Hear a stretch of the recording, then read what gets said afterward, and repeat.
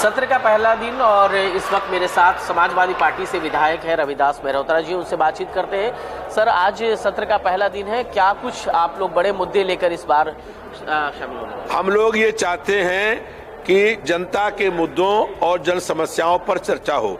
लगातार महंगाई बढ़ रही है, बेरोजगारी बढ़ रही है, अपराध बढ़ रहे हैं, कोई बहन बेटी सुरक्षित नहीं है, बिजली का निजीकरण हो रहा है, किसानों पर लाठीचार्ज हो रहा है, किसानों को खाद नहीं मिल रही है, व्यापारी परेशान हैं और इन मुद्दों पर विधानसभा के अंदर चर्चा हो, ये हम लोग चाहते हैं। सरकार को उस चर्चा के बाद जवाब देना पड़ेगा, इसलिए सरकार चर्चा कराने से भाग रही है और हाउस को बहुत छोटा करने का काम किया गया है। सर, ये संभल के मुद्दे पर भी आप लोग जो है विस्तृत चर्चा चाहते हैं, क्या सरकार इस पर सहमत हो रही है कि संभल के मुद्दे पर बातचीत करें आप? हमने आज जो है नियम 56 के अंतर्गत सूचना दी है कि संभल की जो घटना हुई है वो घटना भाजपा सरकार ने कराई है। भाजपा ये चाहती है कि प्रदेश का हर जिला, हर शहर संभल बन जाए। बहराइच में दंगे हुए, उसके बाद संभल दंगा हुआ और जनता के मुख्य मुद्दों से जनता का ध्यान बांटने के लिए भाजपा की सरकार जो है वो ऐसे मुद्दे ला करके जनता को भटकाने का काम कर रही है। अब संभल में एक मकान के अंदर मंदिर था, वो 40 साल पर चला गया आदमी, उसमें घर के अंदर मंदिर होता है, वही मंदिर था। उसने बाद में आकर के ये खुद कह दिया कि मैंने बंद किया था, लेकिन भाजपा सरकार ने सदन से पहले जनता को गुमराह करने के लिए इस मुद्दे को उठाने का काम किया।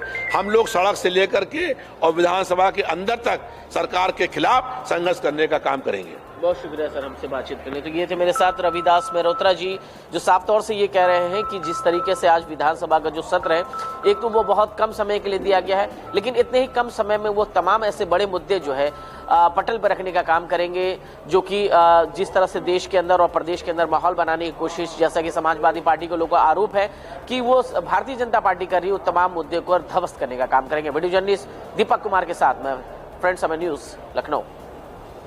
चल रहा है और इस वक्त पटेल विधानसभा सत्र से वॉकआउट करके बाहर निकल आई हैं और उनकी कुछ मांगे हैं जिसको लेकर चर्चा करते हैं। वॉकआउट करके विधानसभा का सत्र चल रहा है, आप चले आई हैं, क्या कुछ योगी जी पे भी आप सवाल कर रही हैं, आशीष पटेल जी पे जो है आपका नाराजगी दिख रही है, पूरा मामला क्या है, क्या कह रहे हैं? देखिए, उत्तर प्रदेश की जो भारतीय जनता पार्टी की वर्तमान सरकार है वो आकंठ तक भ्रष्टाचार में डूबी हुई है। किसी भी विभाग को उठा ले, वहाँ पर भयंकर भ्रष्टाचार है, कमीशनखोरी है, नियमावली की धज्जियाँ उड़ाई जा रही हैं। और ऐसे में हमारे सामने आता है एक घोटाला जिसमें 250 जो लेक्चरर्स हैं उनको नियम विरुद्ध तरीके से पदोन्नति दी जाती है और पदोन्नति देने के हवाले के नाम पर एक एक व्यक्ति से 25-25 लाख रुपए माननीय योगी जी के नाम पर धन उगाही करी गई है। और हुआ ये है, इससे हो ये रहा है कि जो लोग एलिजिबल नहीं थे वो आज HOD बन गए हैं। जो HOD बने तो डेफिनेटली पे स्केल भी इंक्रीज हो गया।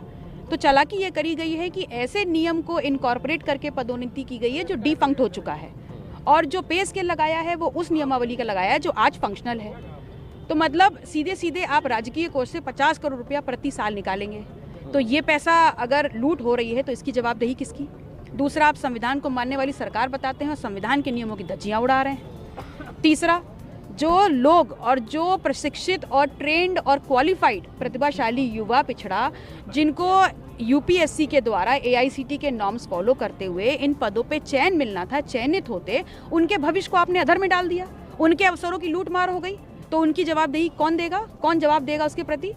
और क्योंकि इसमें लूट मार जो है वो माननीय मुख्यमंत्री जी के नाम पर हुई है और वो इस सूबे के मुखिया भी हैं। और सबसे बड़ी बात है, जितने भी जनपद उत्तर प्रदेश में, उसमें से गोरक्षपीठ के अंतर्गत जितने भी एडेड पॉलिटेक्निक है वहाँ पर नियम के अनुसार चयन हो रहा है और अपॉइंटमेंट्स हो रहे हैं। बाकी सारे पॉलिटेक्निक में ये प्रमोशंस कैसे हो गए? तो इसी मुद्दे पर मैं सवाल चाहती थी, जवाब चाहती थी, और ये चाहती थी कि सुनिश्चित करें कि जो भी चिन्हित होगा उसके खिलाफ सख्त कार्रवाई होगी। आशीष पटेल जी ये कह रहे हैं कि हर तरह की जांच के लिए वो तैयार है। आप उनकी राजनीतिक कैरियर को खराब करना चाहती हैं, खत्म करना चाहती हैं, या ट्वीट करके? कौन है ये? मंत्री हैं।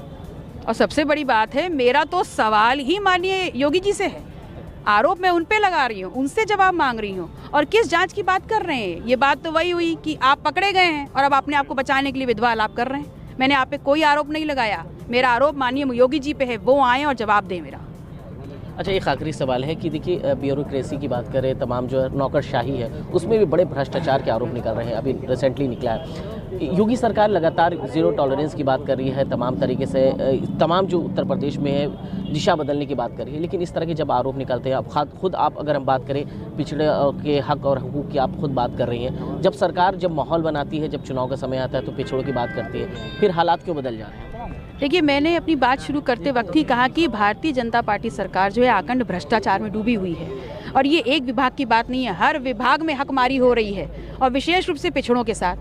पिछड़ों के सबसे ज़्यादा वोट लेकर के आज सरकार बनाई है, और चाहे आप 69,000 शिक्षक भर्ती घोटाला देख लें, चाहे बुंदेलखंड कृषि विश्वविद्यालय का घोटाला देख लें, और चाहे ये अब प्राथमिक शिक्षा का देख लें, सब जगह पिछड़ों की हकमारी हो रही है।